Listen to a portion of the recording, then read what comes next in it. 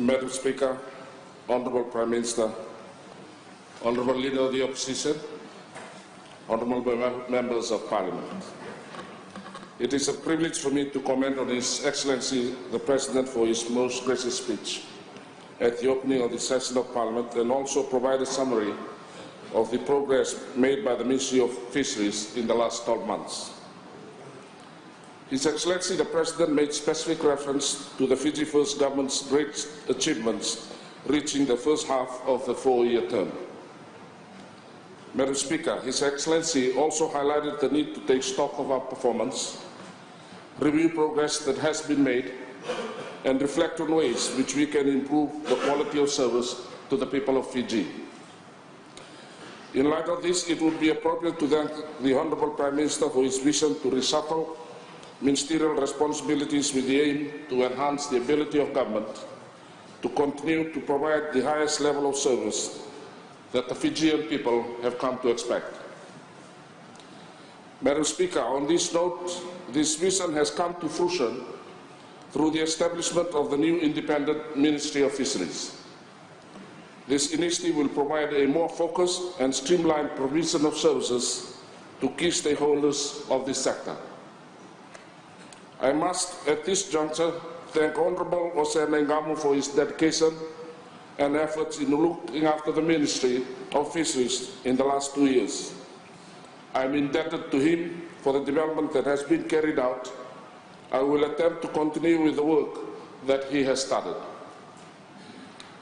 Madam Speaker, the fisheries sector bore the full brunt and the impact of devastation of TC Winstead, leaving a trail of destruction that impacted coastal and maritime communities and affect their ability to support our marine ecosystems. The Ministry's infrastructure and assets also felt the brunt of this devastation. Total damages sustained by the fisheries sector, as reported through the post-disaster need assessment report, total 40 million. Production losses were estimated at 131 million, bringing the total loss to 172 million. The report also noted the recovery, reconstruction, and resilient cost to revive the fisheries sector was estimated at 65 million. Madam Speaker, in support of immediate relief efforts to the fisheries sector, the Ministry is grateful to the international community, our development partners, and individuals' generosity and kindness in our time of need. Madam Speaker, despite the destruction and losses to the sector, we are positive that these losses will recover through complementary programs which the Ministry has already undertaken, coupled with our natural environmental recovery capabilities, the cooperation and relationship with our international partners through our standing agreements. More so, we have undertaken these measures to ensure that we elevate our sector from the current 6th rank in foreign exchange earner. Madam Speaker, winning the 7th gold in Rio has not only been a motivational factor, but also resounded the need to champion robust leadership and teamwork. We believe that these are the underlying elements of productivity. Madam Speaker, the impact of climate change on the fisheries sector is very expensive. However, the Ministry has endeavoured to counter these impacts through adaptation strategies such as ensuring food security and protection of our ocean and reef system. Madam Speaker, to protect our ocean and its reef system, we need to look seriously at pollution on land. Rubbish and other pollutants fill our drains, which will unfortunately end up in our rivers and oceans. When sediments and other pollutants enter the water, they smother coral reefs and kill them, speed the growth of damaging algae, and lower water quality. This eventually will cause changes in fish food structure that impact our important food source of fish. We will need to urgently work with our line ministers to educate our people. The Ministry intends to work closely with the Ministry of Education in educating our young children based on the Reach to Reef concept. We want our young children to be champions of this initiative. In this context, preliminary discussions has been made with the Minister for Education to enter into a memorandum of understanding between the two ministries.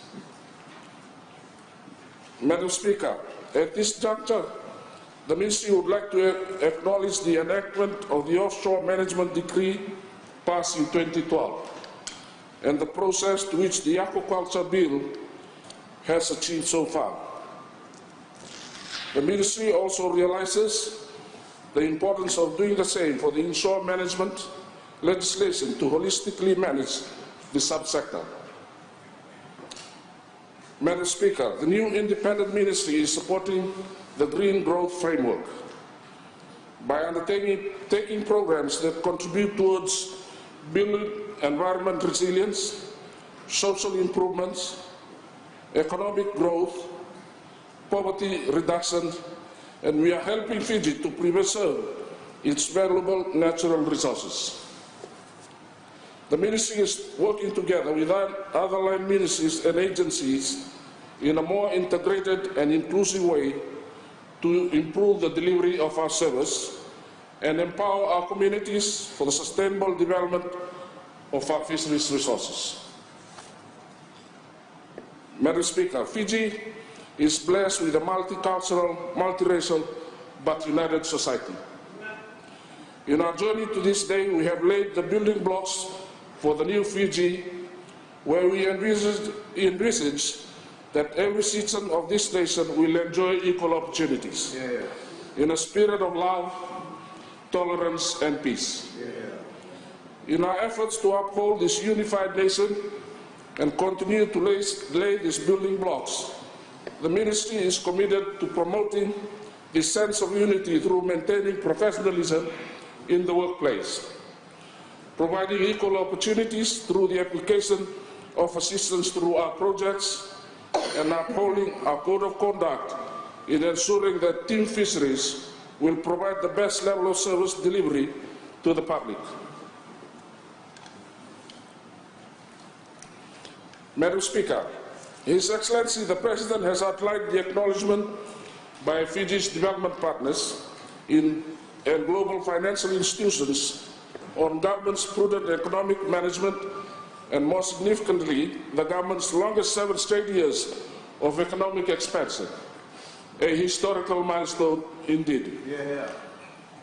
Madam Speaker, the Ministry of Fisheries, in expanding its contribution to this milestone achievement, will, through the allocated financial resources it receives from government, continue to explore the establishment of new fishery stations and ice plants in the rural maritime areas to ensure economic gain flows down to our rural maritime communities through the marketing of their fisheries commodities. Madam Speaker, such infrastructural developments are indeed part of a building block of economic resilience and growth that His Excellency has alluded to in his opening remarks. Madam Speaker, in our determination to provide young Fijians with the opportunity to have prosperous and satisfying futures, the Ministry will continue to explore avenues through which youths of Fiji are empowered. Such opportunities included a capacity building program that was introduced and executed in collaboration with the Ministry of Youth and Sports in Kadavu last year.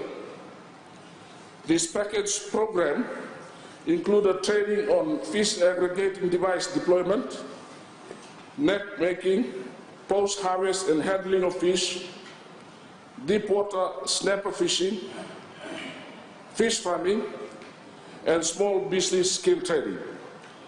Such program is planned to be executed across the 3 divisions in the North, West, and Central.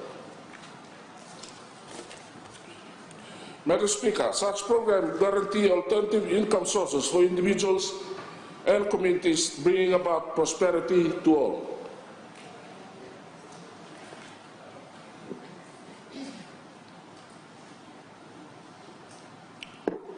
Madam Speaker, modernization and reform alluded to by His Excellency opens up new avenues of investment and opportunity and support the government's overall mission in taking a prominent role in our region and strengthening Fiji's voice and presence in the world. Madam Speaker, the Ministry is supporting this mission by government. We will also embark on review of the Fisheries Act with the aim to bring on to par with the international community to meet the challenging dynamic nature of our nation's fisheries in ensuring the sustainable management and conservation of our nation's vast fisheries resources. Madam Speaker, our duty and loyalty to the ordinary citizen of this country is of utmost importance. The citizens of Fiji have put their trust in us to ensure unity and to progress the nation forward. Madam Speaker, we see the evidence of this progression across our beautiful islands and across the nation. Madam Speaker, the Ministry upholds 5 fundamental values, namely to be responsible, resolute, respectful, resourceful, and reliable. These values are instilled through our staff and more so imparted to our stakeholders, fishermen and women, through taking a leading role in creating awareness to the public on issues such as maintaining pollution-free marine environment, to refrain from the use of destructive fishing methods, and more importantly, to educate the public in abiding with fisheries laws and regulations. Madam Speaker, the Ministry echoes the sentiments of His Excellency through our pledge to rededicate ourselves to the task of continuing to rejuvenate our nation, to deliver the purposeful direction it deserves, to set the standard of excellence for the youths of Fiji, and more importantly, to be more powerful role models in the quest to make our beloved country great, and even greater than what we are today. Madam Speaker, I am confident that the Ministry will continue to grow our economy in a sustainable manner through the reorganized arrangement. Our natural resources can be a competitive advantage for Fiji, but only if we utilize them responsibly. Madam Speaker, to conclude, please allow me to make some comments made by the opposition members who have used the opportunity to make negative comments on government achievements and initiatives. This is, of course, our members' rights and more so their freedom of speech as protected under the Constitution. They continuously ridiculed. Nothing will alter the Fiji First government's wind of change. But the honourable members on the other side should suggest alternatives on what they think should be considered. Grandstanding and highlighting what they want people to think is wrong will not assist this honourable House and not to Fiji.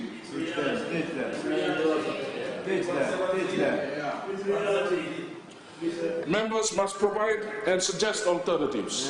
No new ideas. This will assist us in nation building. Same old. Let me quote Thomas Monson when he said, I quote, "We cannot direct the wind, but we can adjust the sail." There you go. Unquote. In simpler words, Madam Speaker, I cannot change the direction of the wind, but I can adjust my sails to always reach the same destination. Closer to home, I compare the people's voice through the Fiji First government to the Reo River.